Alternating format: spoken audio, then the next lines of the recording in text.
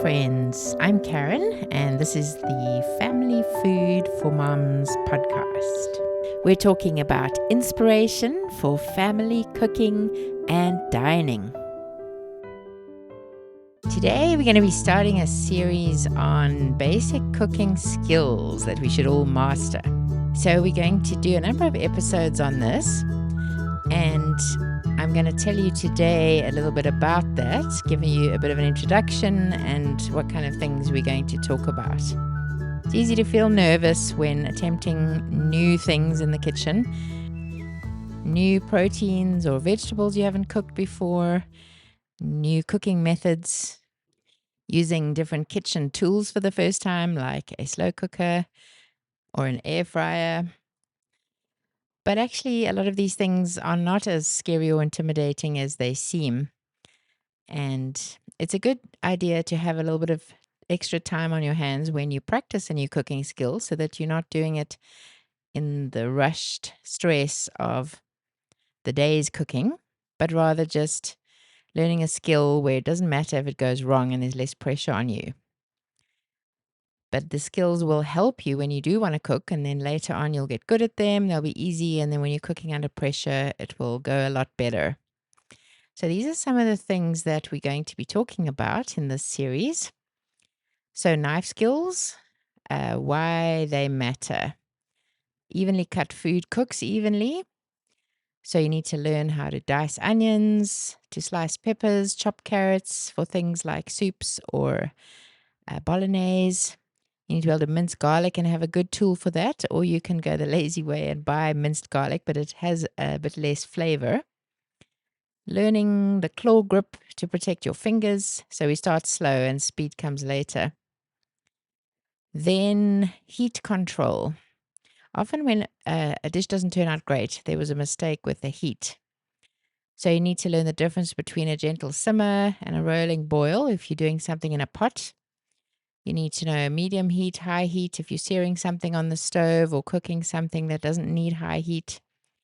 You need to know about sauteing, searing. If you burn your food on the outside and it's still raw on the inside, then the heat's too high. So that's for stovetop cooking. Even in the oven, you need to know generally what works best at a very high temperature and what works best at a low temperature. Reheating will be the lowest temperature. And then learning to use your different tools in the right way. So if you're using a crock pot, when to use high and low settings. If you're using the air fryer, how to set that up similar to the oven temperatures. If you're using the stove top, how to get your pan to the right temperature and when to add the oil so that you don't have a whole lot of smoke. So then we'll talk also about seasoning properly and why it matters. Obviously, well-seasoned food tastes great, and under-seasoned food doesn't. It tastes pretty flat. So seasoning in layers, not just at the end. Seasoning as you go, tasting as you go, bringing balance to your seasoning between your salt and your acid and even your fat, and then the sort of a umami flavor, sweetness, etc. We want to get those all just right. So being aware of them is always a good step, the first step. Then we'll talk about cooking your proteins well.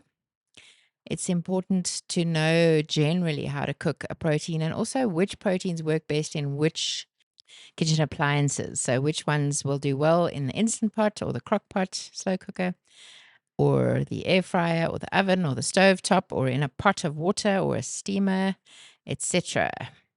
So it's good to have a repertoire of what you generally cook in which appliances so that you know what you're doing. Then you want to know how not to make your chicken dry, or how not to overcook your steak by letting it rest, or taking things out the fridge to come to room temperature before cooking so they're not tough, or browning your meat like a roast lamb before putting it in the crock pot. Or when your fish is ready, how do you know if it's cooked, when it flakes well? And then the best way to cook things like bacon or chipolatas, a few options like in the pan, in the oven, etc. Just some extra tips. Then cooking your vegetables correctly.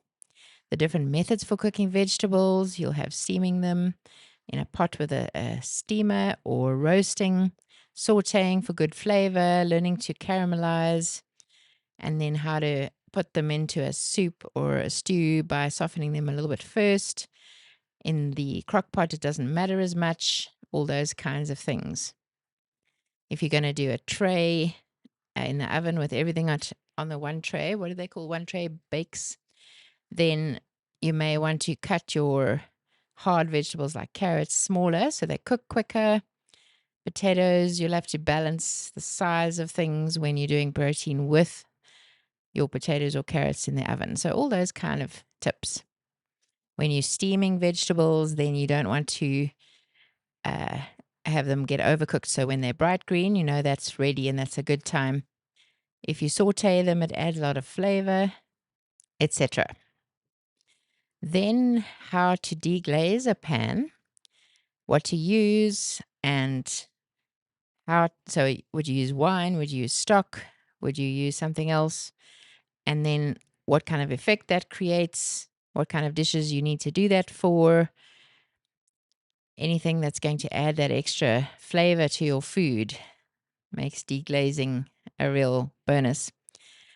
Then cooking your starches properly, how to cook fluffy rice, it's not mushy, figuring out your own proportions of water to rice, depending on the rice you use and the time and the temperature, how to make your pasta al dente, how to season the water before you cook your pasta, how to drain it, keeping a bit back, etc. Mashed potatoes from scratch, what to add to make them good without them being gluey, mashing them when they're quite warm, warming your milk, just making them really, really yummy, and good seasoning, etc., with a few variations like mashed potatoes with a bit of the peel in, etc. And knowing a few varieties of potatoes to do, knowing how to roast them in the oven, and maybe making crushed potatoes, etc. Then making simple sauces is important. A sauce will really elevate a dish so much. So something like a hollandaise sauce is amazing for fish, or just a simple lemon butter sauce. How to do a sauce for your bolognese, how to do a basic bechamel sauce, and then how to make that into a cheese sauce if necessary, and how to season your sauces, how to make a pan sauce from your drippings, or a simple vinaigrette or salad dressing, etc. And then we'll talk about a few odd things like kitchen organization, reading your recipe first and getting your ingredients ready, prepping them before cooking, cleaning as you go, etc.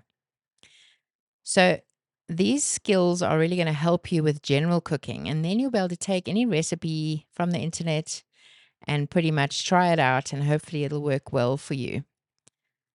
We'll also talk a little bit about marinating food to really elevate your chicken dishes or vegetables.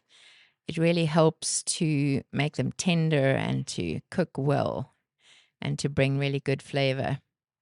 Also, basic soups, a kind of formula to make soup, especially vegetable soups. Those are very easy and they work well if you want to do, instead of a vegetable, you just do a soup as an appetizer with some lovely bone broth in there, and it makes it really healthy. You can do the cauliflower, broccoli, butternut, zucchini, tomato, all kinds of vegetable soups. So I really want you to become more confident as I go through these things. And each week I'll give you a quest, something to try, something basic that you can learn in the kitchen, try, and hopefully conquer or master that skill.